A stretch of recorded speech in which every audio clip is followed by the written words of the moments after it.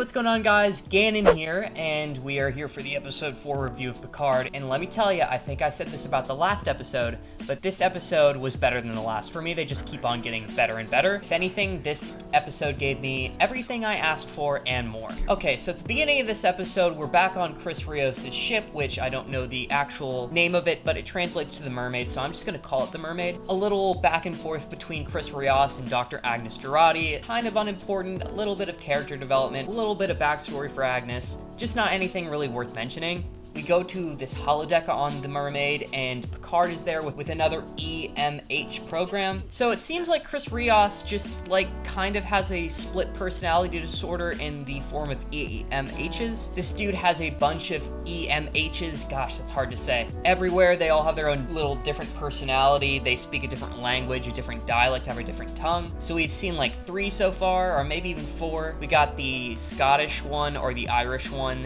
which was the first one. He is the actual emergency medical hologram, and then there was the one in the holodeck which was a morale officer, comfort booster or something. And then later at the end of this episode, you see that he also has a hologram to control his weapon systems, and he's Spanish and kind of a little bit grunge. Anyways, they all have a little team meeting in the holodeck. Picard talks about how in this episode they're actually not heading to Free Cloud, they're actually heading to this planet called Vashti. Previously, years ago, when Picard was actually doing this whole evacuation of Romulus, Vashti was kind of an important place to him. So what's really cool, guys, is that in Star Trek Picard, they're kind of making a huge effort to really expand the Romulan society and their culture and their different sects of the military. We have the Zhat Vash now, which are above the Tal Shiar. The Tal Shiar are being mentioned a whole bunch in this series, and they are very cool. Let's mention this real quick, guys. Okay, Laris is the girl in Shiban. I think it's Shiban. Laris is the female Romulan who lives with Picard, and then Shiban is the male. I think I've been getting that wrong this whole time. Really gotta get this shit right, because it's gonna start to seem like I don't know what the hell I'm talking about. But anyways, they're going down to this planet called Vashti to seek the help of Qowat Malat. A little bit of a funny name, which is basically this sect of these Romulan monks who are kind of, they're loners, they're to themselves. They seem pretty chill and awesome. Picard has a great relationship with them. He seems to understand their customs, and he just kind of has a relationship with the head monk priestess lady. Basically, 14 years prior to this, the Qowat Malat helped Picard relocate all these Romulans to Vashti. The Federation was supposed to either, relocate a little bit more of those people elsewhere, or provide a lot more help in the form of resources, I imagine replicators, food, all that stuff for them to kind of build a nice Romulan society on that planet. But of course, the Federation got cold feet, and Picard was forced to leave. Basically, everybody on that planet who isn't the Qowat Malat is super salty at him that Picard kind of gave up on them. They really hash it out this episode that Picard kind of did do a little bit of a bitch move. His final crazy plan was to resign from Starfleet, and in hindsight, Picard, you kind of just did give up. You could have stayed with Starfleet and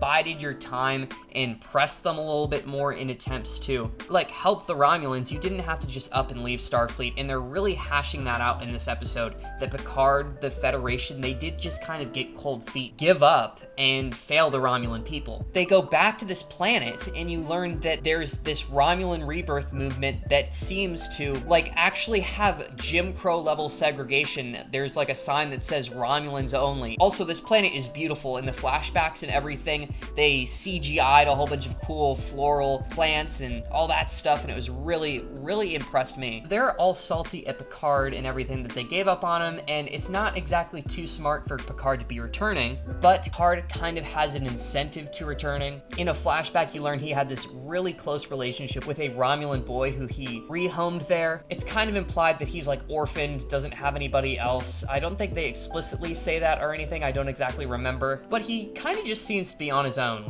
Nobody else can actually do anything for him except for Picard. So you actually learn that this small Romulan boy's name was Elnor, and Picard and him were really tight. Picard even fenced with him a little, brought him books, and taught him a whole bunch of stuff about human literature, I imagine. So they kind of formed a bond, and Picard, kind of in the back of his mind, is implied that he feels responsible And if there's any chance that he could see Elnor again or kind of assist him or help him out in any way, it feels like he has to go to Vashti for that purpose. He even mentioned it in this episode that because they're going on this really dangerous mission, he might never be strolling through that part of the galaxy ever again. And I even thought about it, well, you know, that's extremely likely. While Picard's definitely not going to die or anything this season, this is going to be a multi-season show, and I even think they're going to, like, right off that whole medical thing that he has, it's either that at the end of this show we're going to see, like, the fate of Picard and he's going to die in some fashion, or he's just not, and it's just gonna be like a TNG thing where, you know, we just kind of like, ooh, well, we're done following Picard, that was the Picard series. He basically returns to Vashti and he learns that, yeah, there's like some segregation stuff going on, some pretty lame shit. It's kind of like a barren wasteland of thugs. They don't have a lot of resources. They don't have an established government. There's even like warlords who are just floating around this area of space. Basically, he goes down to Vashti. He meets the Kwei Malat warriors. Guys, a lot of these things are a little bit hard to pronounce. But he goes down and he meets the Kwei Malat tribe that we see in the backstory. Picard has this whole reunion with the priestess of the Kwei Malat, and he basically is there, you know, for what else? He's there to seek the Kalankai, which is this pact that you make with these warriors of this tribe, who, might I add, we learned are basically like the arch nemesis of the Tal Shahir. These priestesses, they're all women, by the way, except for Elnor, because he's kind of just like a member who is brought up among them. But they are as strong and basically as revered as the Tal Shiar. They even know each other and beef with each other. The way they wrote the Kwei Malat and all this, like, they're really, really cool. I really enjoy this. I like the Zhat Vash, but I like these people a whole lot better. I'm so excited that they're kind of expanding what we have and what we know about the Romulan culture. Picard's pressing and he's like, yo, I need one of these assassins to help me out. We need somebody strong who can actually, like, you know, be a badass and protect everybody. Because we have Chris Rios, we have Rafi, we have Picard, and then we have Dr. Agnes Jurati. The two strongest characters we've seen so far that have been allies were Shaban and Laris. You know, but they're back on Chateau Picard, so who's gonna protect them now? Like, I'm pretty sure Shaban and Laris would beat up the whole fucking crew. Like, Chris Rios, they would single-handedly beat them all up. The Tal Shiar, these super top-level secret agents, dude, insane. Well, she doesn't really go out and say this, but it's like, she doesn't really want to give Picard,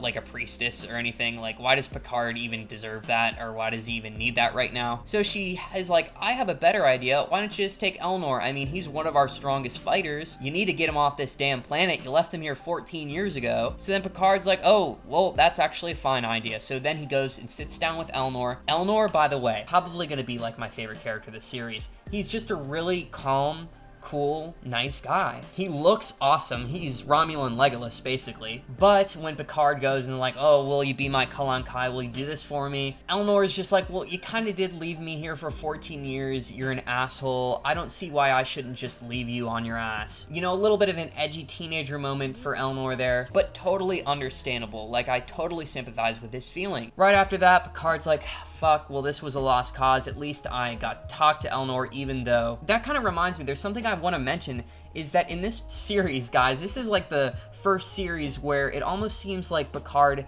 isn't as confident. And you often find him sometimes saying the wrong things. Like his explanation and his offer to Elnor to get him off the planet, it was like, will you be my Kalankai, at first was not even convincing to me, considering the circumstances. But shortly after this, okay, we see probably the, oh my gosh, this scene is so dope. As soon as this went down, guys, I shit you not, I was like jumping off the couch and I was like, oh shit, I was getting hyped up. I love this so much. Picard goes to this segregation area where it says Romulans only, because when he showed up there the first time, he was, you know, he was going around saying hello in Romulan. This used to be such a nice and vibrant place, but then when he comes here 14 years later, it's segregated, everybody's salty and poor, everybody's just like, you know, they're like space goons. Picard's probably a little bit emotional about this altercation, this meeting with Elnor, because he probably feels that he's failed Elnor again, but he does something very Picard, badass, and Starfleet of him. As he's leaving, he's got a couple minutes until the mermaid could beam him out and they could resume their their course back to Free Cloud, Picard walks over to the little cafe area to the Romulans only sign. He just,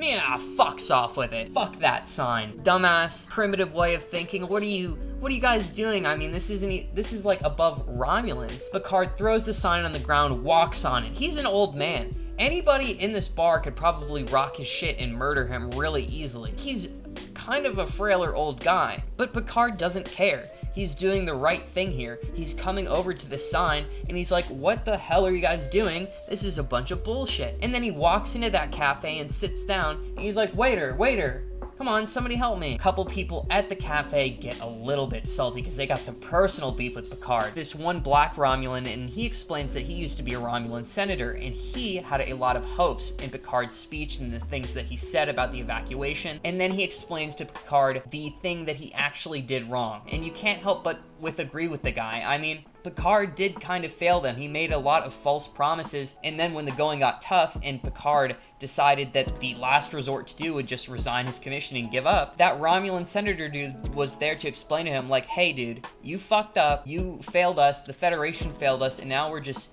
sitting here alone, and like our whole culture, our family units have just broken up and split, and the whole situation's just fucked. This is obviously kind of gotta be like an allegory for a lot of the refugee crises that we have going on in our current day. And then also like the Brexit shit, which I know Patrick Stewart is very passionate about. I'm pretty sure he's solely responsible for getting those allegories and themes kind of pushed into the show.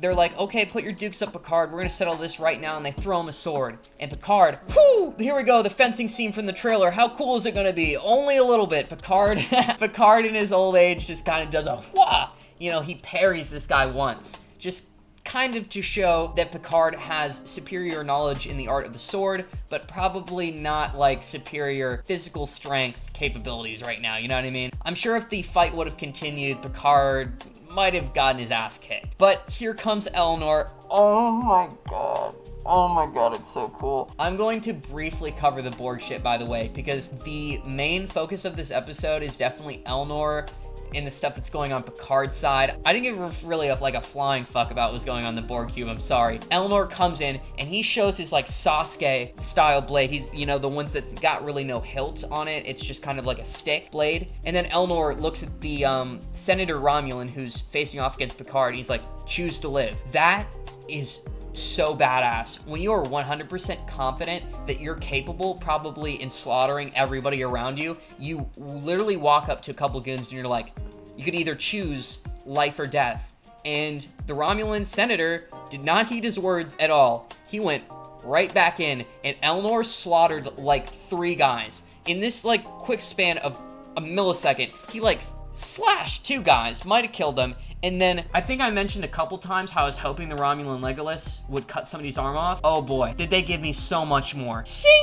Green blood. Oh my god, it's so raw. It is so cool. I just cannot wait to see this dude chop some more motherfuckers up. I'm so excited. I'm really happy to, because I like his character, I like his backstory, and I'm really excited to see how he interacts with the rest of the crew. And I'm just also really excited for him to just fuck some more people up, because that is just like, oh my gosh, probably gonna be top 3 scenes of like the first season, dude. That was raw. That got me so hyped up. As like a Gen Z Star Trek viewer, really exciting. So then after that, guys, they pick up Elnor, they get aboard the Mermaid, and they have a run-in with the pre-mentioned Romulan bird of prey that was mentioned like earlier in the episode. It was mentioned and foreshadowed earlier in the episode when Chris Rios was like, oh yeah, there's also like a warlord who's managed to get a hold of a Romulan bird of prey, and he's wreaking havoc all across Kira Sector, I think it was called. And of course, as they're leaving the planet, they have a run-in with it. And guys, honestly, the Romulan bird of prey is like the original series era ship. And Chris Rios was seeming to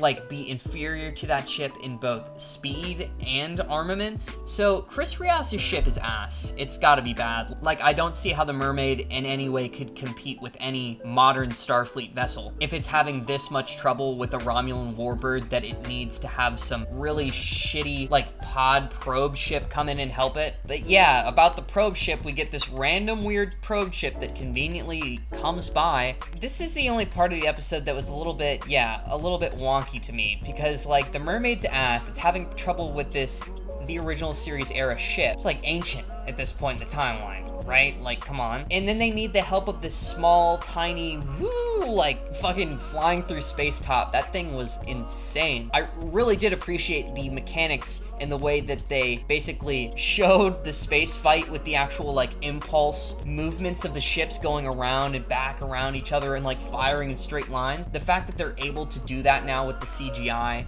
and the technology that we have now is very awesome and impressive and very cool to see. Yeah, that little pod thing somehow helps them defeat this old Romulan ship, and then they're like, oh, they're hailing us. And Picard's like, oh, beaming them aboard. That was funny, because the actual captain of the ship is Chris Rios, not Picard. So he was like, oh, beam them aboard immediately, and then Picard was like, oh, to Chris Rios. That was kind of funny to me, and yeah, no, I really like the crew interaction so far. And then they beam aboard. Wow. 7 of 9.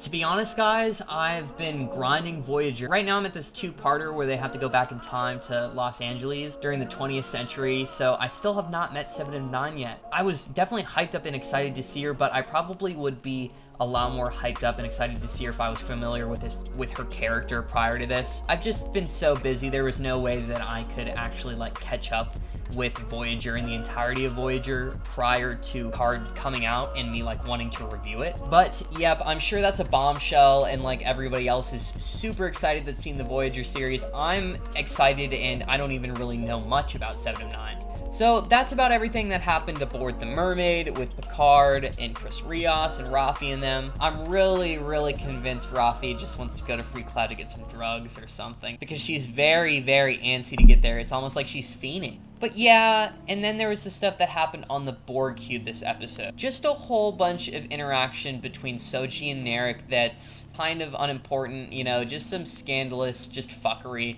I think they fuck again, I don't know. It seems that in this episode, Soji is becoming increasingly aware of her situation and is doing some digging around, peeking and investigating, to the point where it's even got Narek questioning the situation. We get this scene with Narek and Lieutenant Rizzo, who I've heard before are like siblings in some way, and Lieutenant Rizzo is acting quite incestuous in this episode, so I guess there's that. I mean, dude, she's hot as hell. Oh my god, Lieutenant Rizzo got me feeling some type of way. I can't even like lie to you guys. But the only thing that we really get out of this is the stuff that we learned in the previous episode that was implied is now confirmed. Soji is actually the destroyer within this Romulan or like Borg prophecy or myth, and they're definitely a part of this organization that seeks to destroy all synthetic life forms, because this sect of Romulan society, this like secret organization or whatever that has the moles down in Starfleet on Earth, and then also people up in the Borg cube, and you know, these people, the shadowy figures that I'm talking about, they really, really, really beef with the synthetics and they want them all gone. Other than that, the only thing that kind of happens on the Borg cube, it's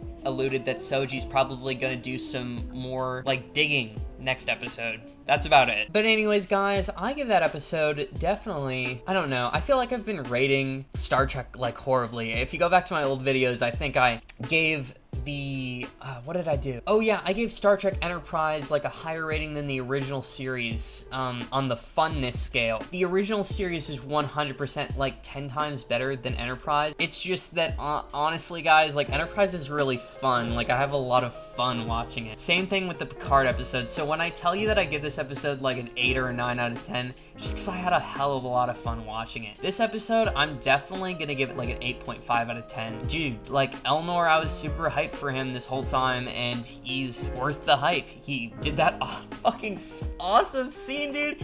He cut that dude's head off. He cut it straight off. He's like, if anybody fucks with my boy Picard, that's what's gonna happen to you, because we're bonded by the Kalan Kai, bitch. Yeah, no, that was heat. But anyways, guys, let me know what you thought about the episode down below. If you have any questions or anything, leave that down below as well. I'm a little bit crunched for time. I think I have to leave here in about 7 minutes, actually. So I will see you guys in the next one.